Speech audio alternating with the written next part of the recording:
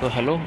इसमें हम माइक्रो की यूनिट 3, इसमें लेक्चर नंबर 4 कर रहे हैं। ठीक है, अब तक हमने ये स्टडी किया है कि मिक्स्ड कल्चर से हमने पहले हमने क्या पढ़ा है। फर्स्ट वीडियो में कहना कि कल्चर मीडिया है क्या, तो इसके टाइप्स पढ़े हैं ना। सेकेंड वीडियो पे में भी हमने उसके टाइप्स तक पढ़ा है।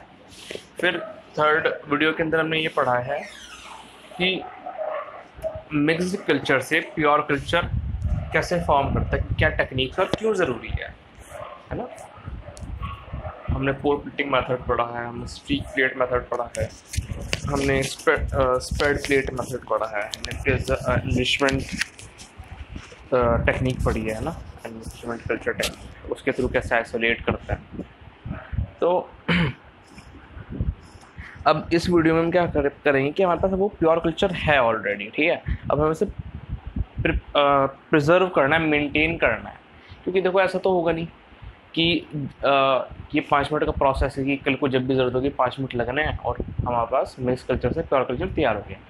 टाइम कंज्यूमिंग प्रोसेस है, तो इसलिए जब भी टाइम दे जा रहा है तो ये एक्सपेक्ट किया जा रहा है कि अब जब भी हमें नीड हो, है ना, किसी भी वर्क के लिए, जब हमें कल्चर चाहिए हो प्योर कल्चर, तो हमें श्वास बनाना ना पड़े, हमारे पास स्टॉक रखा हो उस चीज़ का। और ये कोई नॉन लिविंग चीज़ तो जो ख़राब नहीं होगी, वो ख़राब हो जाएगी अगर हमने मतलब ऐसे रख दिया ऐसा ना। तो इसे एक प्रॉपर मेथड्स होंगे प्रिजर्व करने के लिए। ठीक है, तो इसकी प्रिजर्वेशन का पड़ता है, क्यों करता है कहना भी टू मेंटेन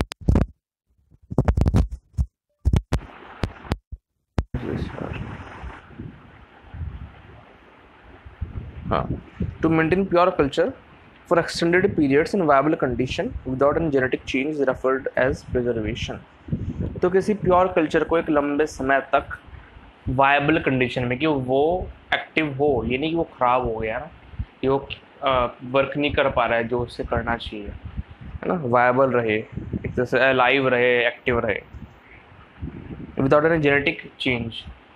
जेनेटिक चेंज ना है उसके अंदर, क्योंकि कोई भी चीज़ जैसे ये इवन हम भी रिप्रोड्यूस करते हैं तो हमारे अंदर जेनेटिक चेंजेस आता है, जो प्रोजनी होती है ना, ये भी रिप्रोड्यूस करेंगे कुछ टाइम में, मतलब बिल्कुल एग्जैक्ट डिवीजन कभी नहीं होता, है ना।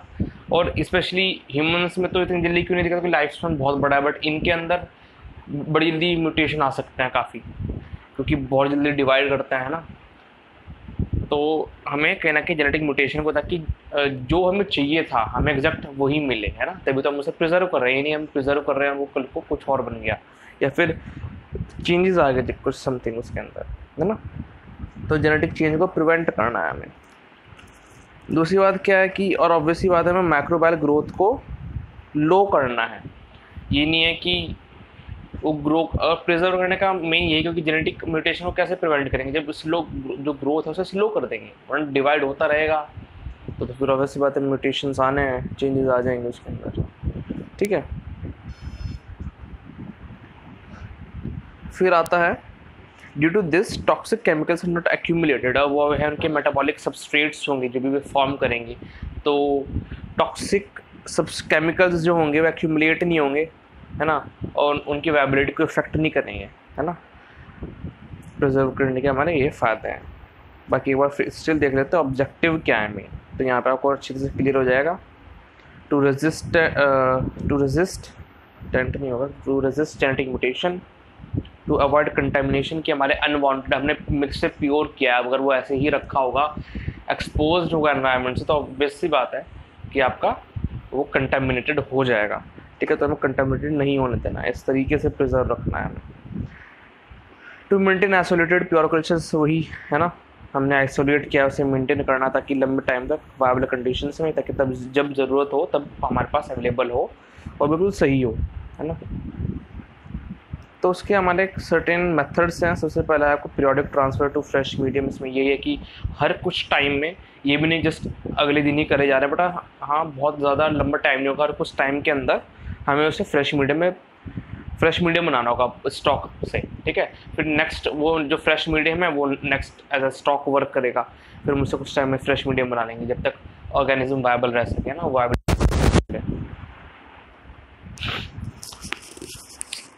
और फिर हम है लो टेम्परेचर में स्टोर करना, इसमें आपका रेफ्रिजरेटर भी आ सकते हैं ना, कोल्ड स्टोरेजेस होते हैं, और साथ में क्रायो प्रिजर्वेशन भी आ सकता है। रेफ्रिजरेटर्स कोल्ड, उसमें स्टोरेज तक टेम्परेचर रह जाता है, बट प्रिजर्वेशन में हम -196 डिग्री सेल्सियस जो लिक्विड नाइट्रोजन है उस टेम्परेचर में स्टोर करते हैं। तो इसलिए कहीं ना कहीं कंपेरेटिव क्रायो प्रिजर्वेशन उससे ज़्यादा लंबे समय के स्टोरेज के लिए है। बट इनके भी नेगेटिव्स हैं। क्या हो रहा है इसमें, इनके भी नेगेटिव्स हैं सर्टेन। तो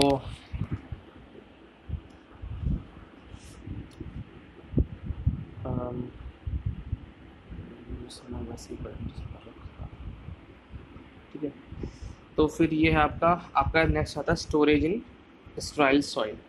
ठीक है, स्ट्राइल सॉइल में स्टोर करना, इसके बारे में पढ़ेंगे। ठीक है, और प्रिजर्वेशन करना किसमें, अब क्या होगा हमने, तो हमारे पास लिक्विड है और स्लोप कल्चर है। ठीक है, स्लोप मैं तब बताऊंगा क्या है। तो उसके ऊपर हम 1 ml लेयर पैराफिन वैक्स की वो डाल देते हैं ना, फिलअप कर देते हैं। तो उससे क्या होता है कि एक बैरियर कहीं ना कहीं फॉर्म हो गया और इसे एनवायरनमेंट से एक्सपोज नहीं दे रहा, तो कहीं ना कहीं एनारोबिक कल्चर बनाने में भी हेल्पफुल होता है, क्योंकि हमें ऑक्सीजन से बचाना है एनारोबिक बैक्टीरिया को, है ना, उसे एक्सपोजर नहीं होने देना। तो ये भी आपको प्रिजर्व में काम आता है मिनरल ऑयल से। एंड देन देयर इज लायोफिलिजेशन और फ्रीज ड्राइंग। ठीक है, लायोफिलिजेशन में ये काफ़ी एक अच्छा कॉमनली यूज्ड मेथड है।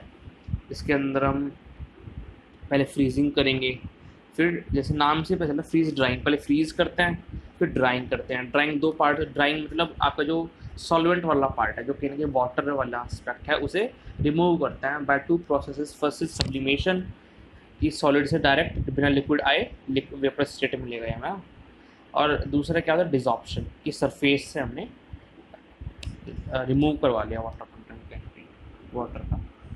ठीक है, सबसे पहले इसके अंदर आता है periodic transfer to fresh medium. इसके अंदर ये आपका कि जो स्टॉक कल्चर है उससे हम फ्रेश कल्चर प्रिपेयर करते हैं, फिर कल को फ्रेश कल्चर स्टॉक कल्चर की तरह वर्क करेगा और फिर हम उससे फ्रेश कल्चर प्रिपेयर करेंगे। ठीक है, और ऑब्वियसली बात है जो कल्चर मीडियम है ना, जिस टाइप का हमने इतने सारे टाइप्स पढ़े हैं, जो स्टोरेज टेम्परेचर होगा और जो टाइम इंटरवल होगा, कुछ कल्चर्स को, कुछ बैक्टीरियाज को एक कंपैरेटिवली, है ना, रिलेटिवली कहें तो दूसरे से ज़्यादा टाइम तक रखा जा सकेगा, किसी को कम रखा जा सकेगा, है ना। क्यों किसी का कल्चर दोबारा से कम टाइम में प्रिपेयर करना होगा, किसी का कि थोड़े और लंबे टाइम तक रख सकते हैं। तो ये डिपेंड करता है उस स्पीशीज़ पर। ठीक है, और ऑब्वियसली बात है कि जो कल्चर मीडियम होना चाहिए और जो टेम्परेचर होना चाहिए वो इस तरीके से होना चाहिए कि रैपिड ग्रोथ ना हो, है ना, रैपिड ग्रोथ रेट ना हो।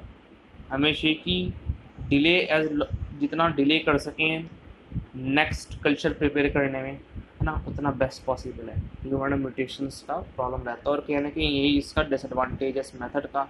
The transfer method has the disadvantage of failing to prevent changes in the characteristics of a strain, क्योंकि ऑब्वियसली बात है स्टिल कुछ टाइम में हमें स्टॉक कल्चर से फ्रेश कल्चर प्रिपेयर करना होगा, तो वो वाली बात है, वेरिएशन आएंगे, म्यूटेशंस आएंगे, है ना।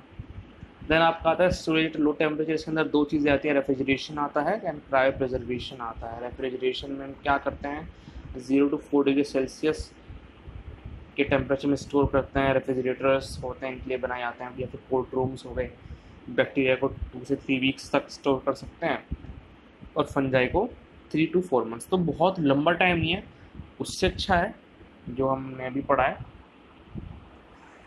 But sorry. तो ताकि कि हम मेटाबॉलिक एक्टिविटीज़ जो हम स्टॉप नहीं कर रहे हैं ना, तो पूरी तरीके से, तो स्टॉप करेंगे तो मर ही जाएगा, हम जैसे ग्रेटली स्लो डाउन कर दे रहे हैं उन्हें। ठीक है, क्रायो प्रिजर्वेशन में क्या होता है आपका -196 डिग्री सेल्सियस लिक्विड नाइट्रोजन में हम स्टोर करते हैं, और तो इसका फ़ायदा ये होता है कि 10 to 30 ईयर्स तक हम स्टोर कर सकते हैं। मंथ्स और वीक्स वाला लिमिट नहीं है हमारे पास, काफ़ी लिमिट हम तक कर सकते हैं। बट वही वाली बात है कि सर्टेन एडवांटेज के साथ सर्टेन डिसएडवांटेज आएंगे।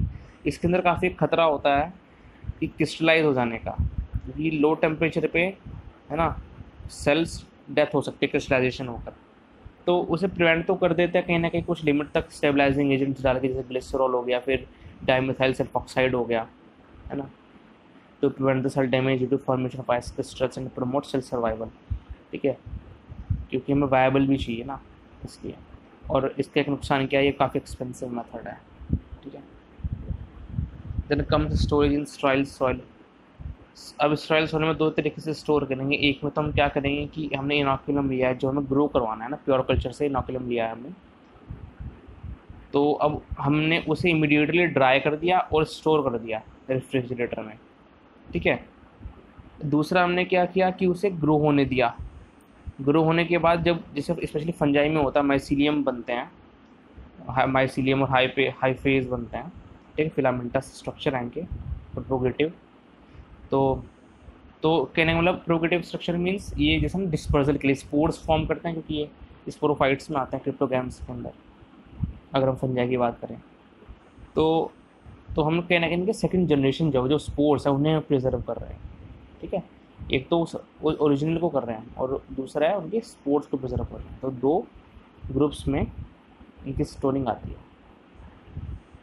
और जैसे this method is useful for fungi. ठीक है, फंजाई के लिए काफ़ी यूज़फुल होता है स्टोर करने के लिए, और 4 to 5 ईयर्स तक स्टोर कर सकते हैं। बाकी कुछ बैक्टीरियल स्पीशीज़ भी हैं जिन्हें इस तरह करा जा सकता है काफ़ी कुछ ईयर्स तक। ठीक है, बहुत लंबा टाइम नहीं होता।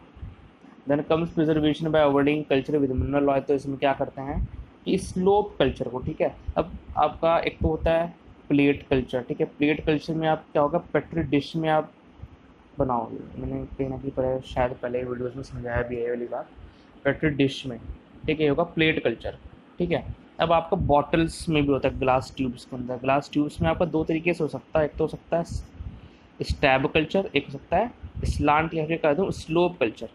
ठीक है, अब इसमें क्या होगा, जो स्टैब कल्चर होगा उसके अंदर हम इनोकुलेटिंग लूप या फिर निडल लेंगे, और ये सॉलिड होगा कहीं ना कहीं, और हमने इसमें यहाँ पे इनोकुलम डाल देंगे डीप, है ना, यहाँ पे हमने सिरिंज के थ्रू डाल दिया। ठीक है, यहाँ पे इनोकुलम। स्लैंट या फिर स्लोप कल्चर के अंदर क्या होता है कि हम उसे सरफेस पे करते हैं, स्लैंट। ठीक है, इस तरीके से कहीं ना कहीं हम उसे थोड़ा टिल्टेड फॉर्म में रखते हैं अगार को, ताकि वो थोड़ा सॉलिडिफाई हो जाए। ठीक है, फिर उसकी सरफेस पर हम उसे कल्चर करते हैं। ठीक है, यहाँ तो हम डीप ले गए स्टैब कल्चर के अंदर, स्टैब है ना, दाग ना कोई चीज़ अंदर, स्टैब कर दिया ऐसे, और यहाँ पे हम सरफेस पे कर रहे हैं ताकि हमें ग्रेटर सरफेस एरिया मिल जाए, है ना। तो काफ़ी अच्छा ग्रो हो पाएगा, तो सरफेस एरिया अच्छा मिला है उसे।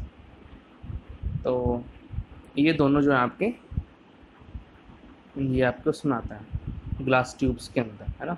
तो जो ये स्लोप वाला कल्चर है, तो इसमें हम ऊपर यहाँ पे क्या डालते हैं, पैराफिन वैक्स डाल देते हैं प्रिजर्व करने के लिए। तो उससे वही वाला बताया था, एनारोबिक कंडीशंस मिल जाती हैं, और ऑब्वियसली बात है एज ए बैरियर वर्क करेगा, तो एनवायरनमेंट से एक्सपोजर नहीं होने देगा, तो लंबे टाइम स्टोर कर सकते हैं।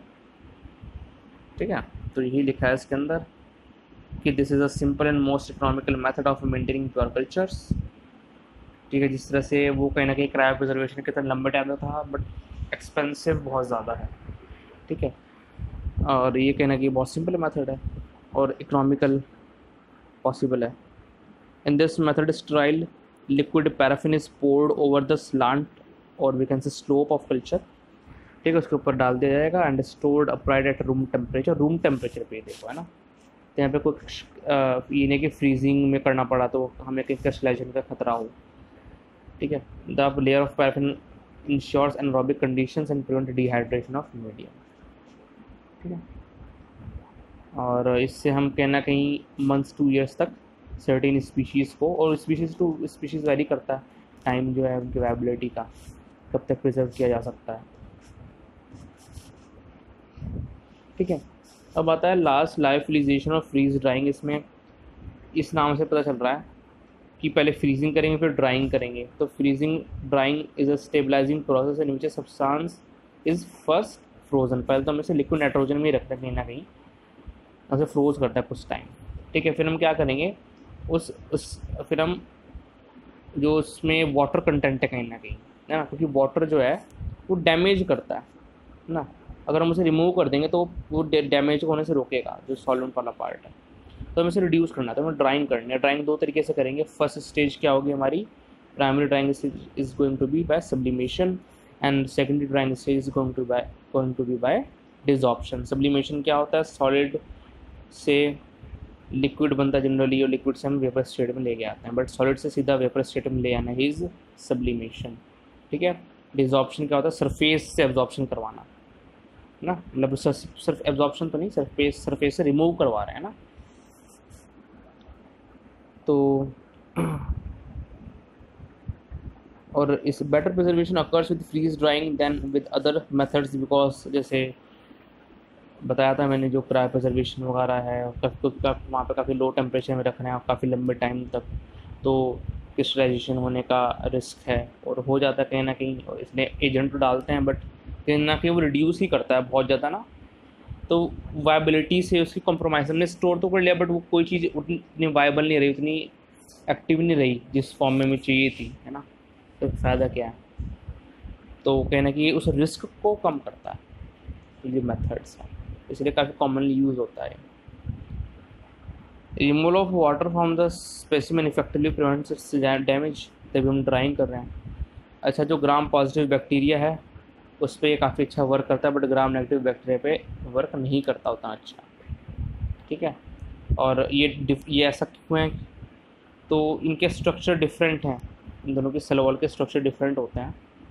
सेल वॉल सेल मेम्ब्रेन में होता है, आई थिंक सेल मेम्ब्रेन का स्ट्रक्चर डिफर करता है सेल मेम्ब्रेन का, हाँ। तो बाकी इसका तभी पढ़ेंगे कि मैंने मैम से पूछा था, तो वो कहती हुई जब स्ट्रक्चर्स पढ़ेंगे इनके तभी समझ में आएगा क्यों ऐसा है, ठीक है। तो अभी तो इसे याद रख लो कि ग्राम पॉजिटिव को में काफ़ी अच्छा जाता है ये प्रोसेस, ठीक है। अब ये प्रोसेस भी दो तरीके से हो सकता है, दो अरेंजमेंट है बस, इसमें कुछ वैसा डिफरेंस नहीं है। जैसे एक एपरेटस का डिफरेंस है, एक मैनीफोल्ड मेथड होगा। मैनीफोल्ड मेथड में क्या होगा कि लेट ये आपका चैम्बर है, इससे आपके हम सेपरेटली अटैच कर पाएंगे, है ना।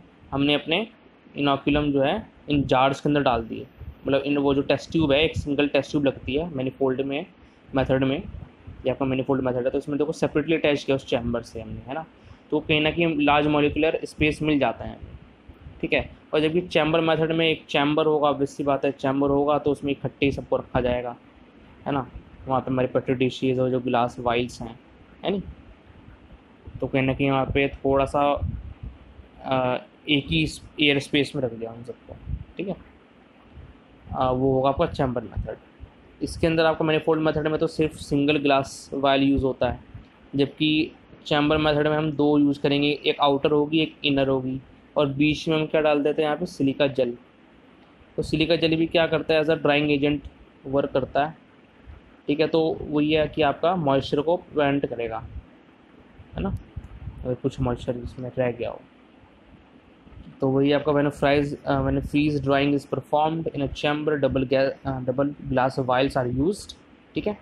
While in manifold method single glass vial is used, and outer soft glass vial, जो डबल वाले की बात कर रहे हैं, तो आउटर सॉफ्ट ग्लास वाइल के अंदर हम क्या ऐड कर देंगे, सिलिका जेल। फिर हम कॉटन डालेंगे और सेकंड ग्लास वाइल ऐड करेंगे उसके अंदर, जिसके अंदर इनोकुलम होगा, इसके अंदर इनोकुलम होगा, ठीक है।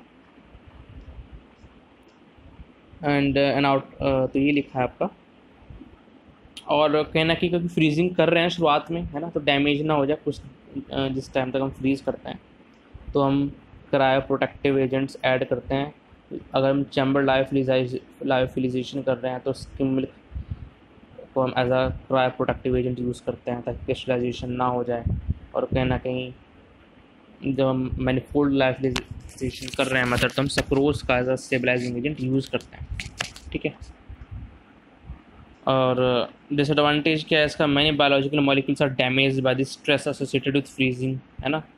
तो कोई वही वाली बात है, species to species process vary करेगा कि कौन सा कोई मेथड किसी के लिए बेनिफिशियल होगा और कोई मेथड किसी स्पीशीज़ के साथ बेनिफिशियल होगा। ठीक है, तो इसका ये कहीं ना कहीं डिसएडवांटेज है कि कुछ बायोमोलिक्यूल्स हैं फिर है ना जो आपके डैमेज हो जाते हैं, ये जो स्ट्रेस पड़ता है फ्रीज ड्राइंग का। Example, the process of drying causes extensive damage to moulds, तो फंजाई, प्रोटोजोआ है ना और वायरसेस को स्टोर करने के लिए आपके ये मेथड जो है ये यूज़फुल नहीं है ना। तो हमने मोल्ड्स को तो पढ़ा ही था कहीं ना कहीं, है ना, तो इन्हें इन्हें अलग तरीके से किया जाता है, इसलिए ये फ्रीज ड्राइंग वगैरह नहीं किया जाता है। जैसे फंजाई के लिए कहीं ना कहीं जो हमने सॉइल वाला फर्टाइल मेथड पढ़ा है, स्टोरेज स्टाइल सॉइल। ठीक है, तो इस तरीके से डिफरेंट नीड्स के डिफरेंट उस स्पीशीज़ पर डिपेंड करता है ये 6 प्रोसेस से करें।